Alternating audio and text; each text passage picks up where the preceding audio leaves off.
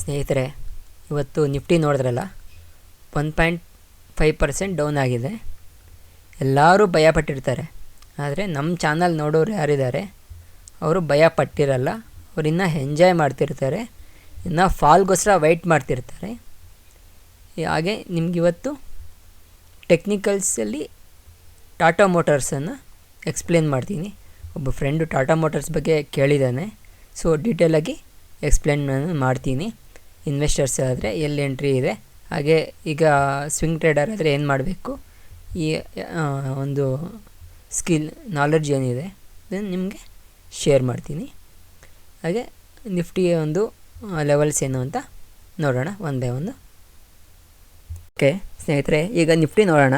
Nifty ನಿಮ್ಗೆ ನೆನ್ನೆ ಹೇಳಿದ್ದೆ, ನಿಮಗೆ ಈ ಒಂದು ಏರಿಯಾದಿಂದ ರ್ಯಾಲಿ ಆದದ್ದು ಅಪ್ಸೈಡ್ ಬರಲ್ಲ, ಡೌನ್ ಸೈಡ್ಗೆ ಅವರು ತರ್ತಾರೆ. ಯಾಕೆಂದರೆ ಹೈ ನೆಟ್ವರ್ತ್ ಇನ್ವೆಸ್ಟರ್ಸ್ಗೆ ಚೀಪ್ ರೇಟಲ್ಲಿ ಬೇಕು.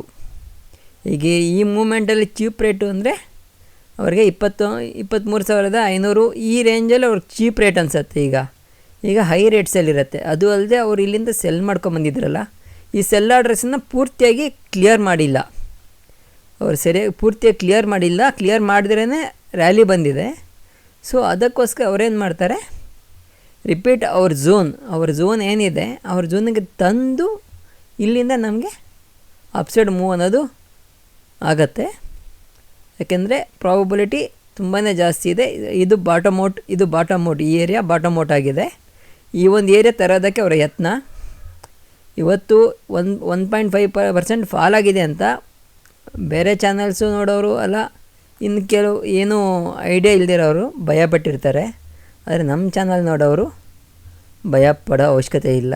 ಯಾಕೆಂದರೆ ಅವರು ಈ ಝೋನ್ಗೋಸ್ಕರ ಇಲ್ಲಿಂದ ಅವರೇ ಫ್ರೆಶ್ ಸೆಲ್ ಆರ್ಡ್ರಸ್ನ ಕ್ರಿಯೇಟ್ ಮಾಡ್ಕೊಂಡು ಬಂದು ಈ ಝೋನಲ್ಲಿ ಈ ಸೆಲ್ ಆರ್ಡ್ರಸ್ಸು ಪ್ಲಸ್ ಇಲ್ಲಿರೋ ಸೆಲ್ ಆರ್ಡ್ರಸ್ ಏನಿದೆ ಎಲ್ಲ ಕ್ಲಿಯರ್ ಮಾಡಿಕೊಂಡು ಫ್ರೆಶ್ ಬೈಯಿಂಗ್ ಎತ್ಕೊಂಡು ಅಪ್ಸೈಡ್ ಮೂವ್ ಆಗುತ್ತೆ. ಸೊ ಈ ಒಂದು ಏರಿಯಾ ನಾನು ಏನು ಹೇಳಿದ್ದೆ, ಇಲ್ಲಿ ಬೈ ಆರ್ಡ್ರಸ್ ಇದೆ ಅಂತ ಹೇಳಿದ್ನಲ್ವ, ಈ ಬೈ ಆರ್ಡ್ರಸ್ನ ಇವತ್ತು ಎಷ್ಟು ಚೆನ್ನಾಗಿ ಕ್ಲಿಯರ್ ಮಾಡಿದೆ ನೀವು ಗಮನಿಸ್ಬೋದು.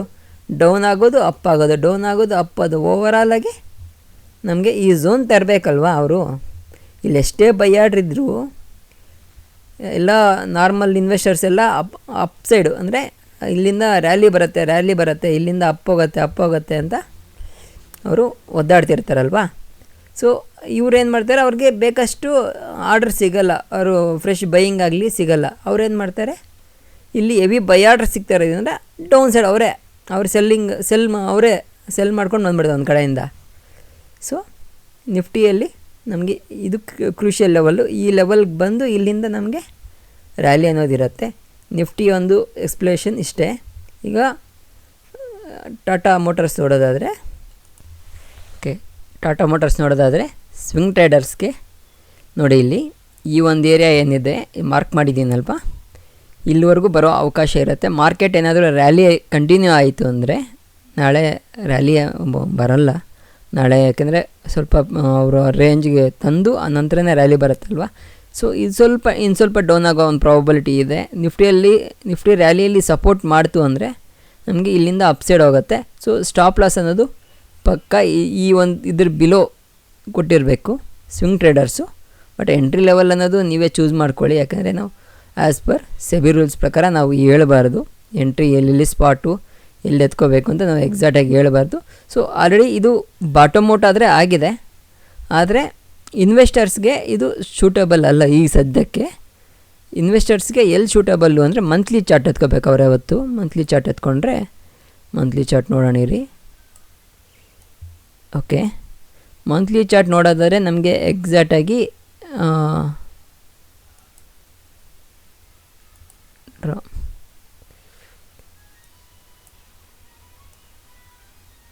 ಓಕೆ, ಈ ಏರಿಯಾ ಅಂದರೆ ಇಲ್ಲಿಂದ 150 ಪಾಯಿಂಟ್ಸ್ 170 ಪಾಯಿಂಟ್ಸು ಡೌನಲ್ಲಿ ಒಳ್ಳೆ ಲೆವೆಲ್ ಅನ್ನೋದಿದೆ. ಇನ್ವೆಸ್ಟರ್ಸ್ಗೆ ಈ ಲೆವೆಲಲ್ಲೇ ಹೆವಿ ಬೈ ಆರ್ಡ್ರಸ್ ಅನ್ನೋದು ಇದ್ರ ಬಿಲೋ ಇರೋದ್ರಿಂದ ಈ ಒಂದು ಏರಿಯಾವರೆಗೂ ವೆಯ್ಟ್ ಮಾಡೋದು ಉತ್ತಮ ಅಂತೀನಿ ಇನ್ವೆಸ್ಟರ್ಸ್ ಆದರೆ.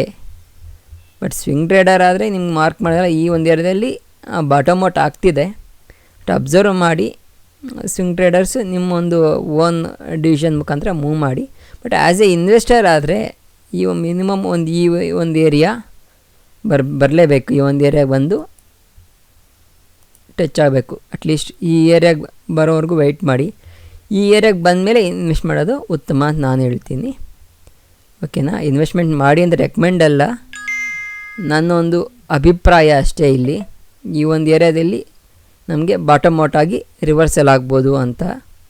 ನಿಮ್ಮನ್ನು ಇನ್ವೆಸ್ಟ್ಮೆಂಟ್ ಮಾಡಿ ಅಂತ ನಾನು ಹೇಳ್ತಿಲ್ಲ, ಜಸ್ಟ್ ಅಬ್ಸರ್ವ್ ಮಾಡಿ ಅಂತ. ಓಕೆನಾ? ಇನ್ವೆಸ್ಟರ್ಸ್ ಆದರೆ ನೀವು ಇಲ್ಲ ಅಬ್ಸರ್ವ್ ಮಾಡಿ. ನಿಮಗೆ ಸ್ವಿಂಗ್ ಟ್ರೇಡರ್ ಆದರೆ ಇಲ್ಲೇ ರಿವರ್ಸಲ್ ಆಗೋ ಥರ ಮೂಮೆಂಟ್ ಕಾಣಿಸ್ತಾ ಇದೆ. ಮೂಮೆಂಟ್ ಕ್ಲಿಯರಿಟಿ ಬಂದ ಮೇಲೆ ಮೂವ್ ಎತ್ಕೋಬೋದು. ಇನ್ವೆಸ್ಟರ್ಸ್ ಆದರೆ ಇಲ್ಲಿವರೆಗೂ ವೆಯ್ಟ್ ಮಾಡಿ. ಈಗ ಇದು ಇಲ್ಲಿವರೆಗೂ ಬರಲಿಲ್ಲ, ರಿವರ್ಸ್ ಹೊಲ್ಟಾಯಿತು, ಬಿಟ್ಬಿಡಿ, ಪರವಾಗಿಲ್ಲ. ನಾಳೆ ಬೆಳಗ್ಗೆ ಯಾವಾಗನ್ನ ಬಂದಾಗ ಮಾರ್ಕ್ ಮಾಡ್ಕೊಂಡಿರಿ. ಇಲ್ಲಿ ಇನ್ವೆಸ್ಟ್ಮೆಂಟ್ಸ್ಗೆ ಚೆನ್ನಾಗಿರುತ್ತೆ. ಇಲ್ಲಿ ಬಂದಾಗ ಒಂದು ಸತಿ ಇಂಟಿಮೇಟ್ ಮಾಡಿ, ಅಲ್ಲಿರೋ ನಮ್ಮ ಮೂಮೆಂಟ್ ನೋಡಿ ನಾನು ಹೇಳೋಕ್ಕೆ ಅನುಕೂಲ ಆಗುತ್ತೆ. ಇಲ್ಲಿ ಬಂತಲ್ಲ ನೀವು ಎಂಟ್ರಿ ಆಗಬೇಡಿ, ಯಾಕೆಂದರೆ ಇಲ್ಲಿ ಮೂಮೆಂಟ್ ನೋಡಬೇಕಾಗತ್ತೆ. ಮೂಮೆಂಟ್ ನೋಡಿ ಇಲ್ಲಿಂದ ನಮಗೆ ರಿವರ್ಸಲ್ ಬರ್ತಿದೆಯಾ ಇಲ್ಲಾಂದ್ರೆ ಇನ್ನೂ ಫಾಲ್ ಬರ್ತಿದೆಯಾ ಅನ್ನೋದು ನಾವು ಕ್ಯಾಲ್ಕುಲೇಟ್ ಮಾಡೋಕ್ಕಾಗತ್ತೆ. ಈ ಒಂದು ಏರಿಯಾ ಬಂದಾಗ ಇಂಟಿಮೇಟ್ ಮಾಡೋದು ಮರಿಬೇಡಿ.